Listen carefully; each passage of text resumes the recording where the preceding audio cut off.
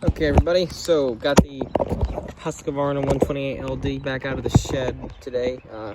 Yeah, I was mowed the lawn, so I did have it running earlier today because I, had it full throttle for about 20 minutes earlier today trying to tune it good. So it is cold now. I always touch the muffler to prove a point, so it is cold. Still gassing. I'm gonna prime it a few times. I'll full choke it and cold start it. Man, I gotta make sure I'm far enough away from the camera so you can see everything. Believe me when I say a lot of people say this model specifically sucks for some reason. I've heard plenty of people say that it ain't good. Yeah, so I primed it and I full choked it. I'm gonna give it throttle and we're gonna see how many pulls it takes. That was one pull, and like I said, I had it running earlier today, so.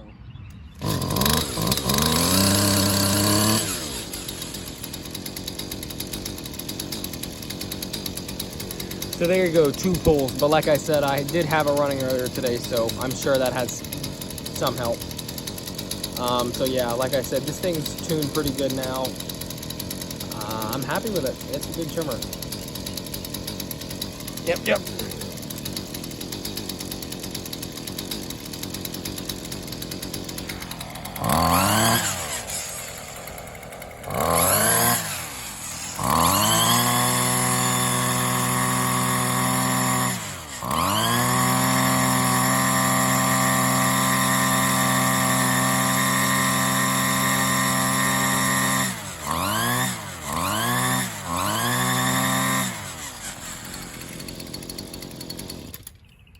Well, there you go. That's the Husqvarna.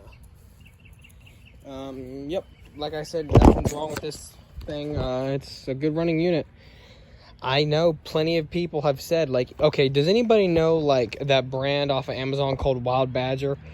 So I've seen a number of videos where people get sponsored by Wild Badger, and Wild Badger sends them a Husqvarna 128 LD, and they send them their Wild Badger 26cc trimmer. The 128's a 28cc if nobody knew.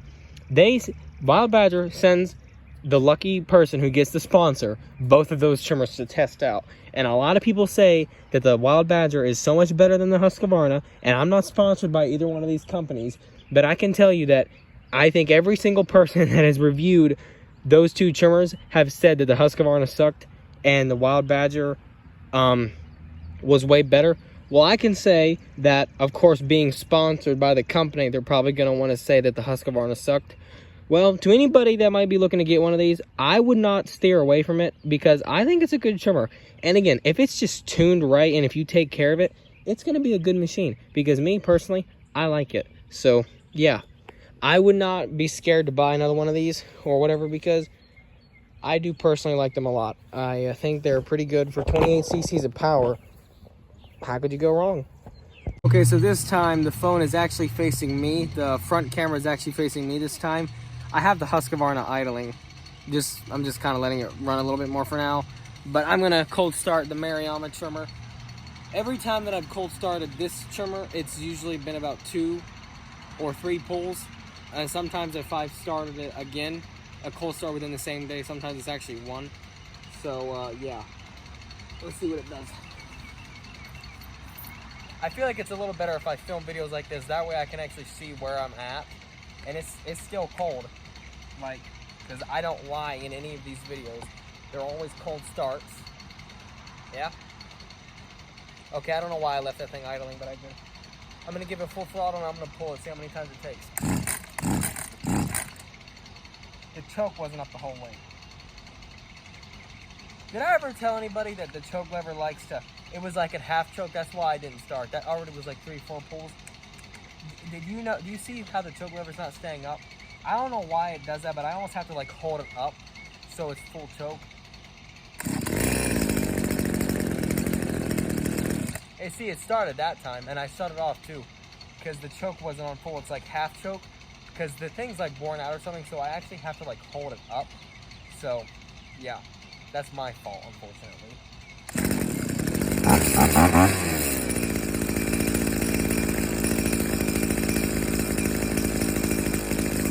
So unfortunately, it took 5 pulls to actually start cold.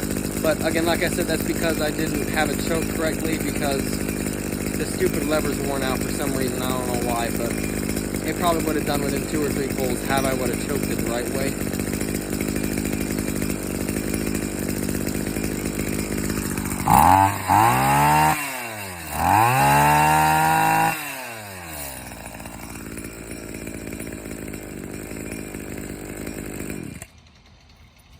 So that's the Maruyama. There's actually no line inside the head. Now I'm gonna go get the green WeedEater, and we're gonna do a video on that one too. Have a cold start. So now I have the green WeedEater SST25. This is also a cold start, and I actually can't remember. I think I did have this running once earlier today, but not for long. Again, I'm touching the muffler because I don't know how many haters are gonna say that I'm lying, but I always like to prove that it is cold just to be sure we're on the same page. I'm priming it a few times and I'll give it full choke. Ever since I finished doing everything else to it, again, like the only thing I'm probably going to do now is probably just change the trimmer head or get a brand new spark plug for it, because it has a used one, but it's okay. It's decent. So like I said, I want to put a different trimmer head on it, because this is the trimmer head that only takes 0.065 or 0.80, or I forget how that goes, but 2 little lines, so I need to put a different head on it that'll at least take 0.95. Then that'll be good, because it does take very small line, as you can see. And of course, as you all know, no WeedEater brand trimmer from the factory came with a clutch. So the head, as long as, if nobody knows what it means, like if you have one of these trimmers and if you notice the head is spinning on it and you try to lower the idle to get it to stop, I'll save you the headache. It's not going to work, because these do not have a clutch, a centrifugal clutch, I think is the proper word, where the shaft meets the flywheel. There's a clutch in between it. I'm pretty sure that that's how that's supposed to work, if that's how it looks, I think. Underneath here usually is where that would be. That would keep the head from spinning, but since none of the green WeedEater brand trimmers has a clutch, so if you're wondering why your head's spinning, that's why, and there is nothing to do about it. So I have it set on full choke. All the way down is for full choke, and then up in the middle that's half choke, and then up the whole way is no choke at all. So it is a cold start. Every time that I've cold started this thing now, it's taken a max of 4 pulls, which is pretty shocking, honestly. But then again, you might think, okay, it took 4 or 5 pulls to start. You got to give it credit though, because you know, it's one of the cheapest trimmers you could buy, at least back then, because they're not actually being made anymore. So yeah, you know, how could you go wrong? Let's see. So am I gonna have it facing this way?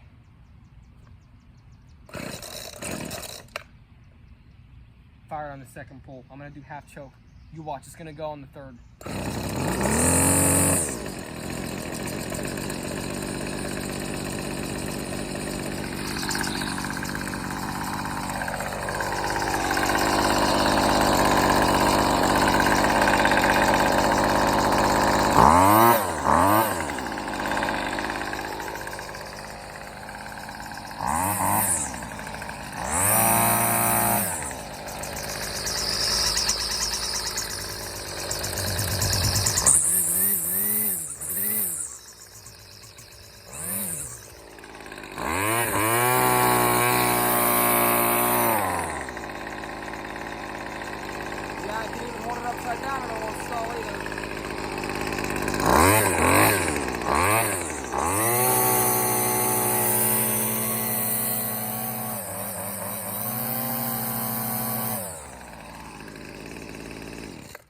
So that's the green WeedEater trimmer.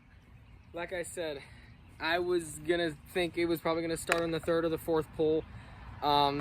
That's the new air filter. It's not the exact one like the OEM one.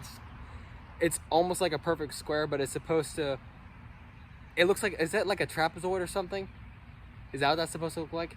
If anybody knows, you can let me know, but I probably said it wrong anyway. Not the smartest guy in the world, but I just took a foam filter that was like in the shape of a square, and that worked perfectly fine. So I did everything else but put a new spark plug in it. Everything else is new basically. So yeah, three freaking pulls, you know.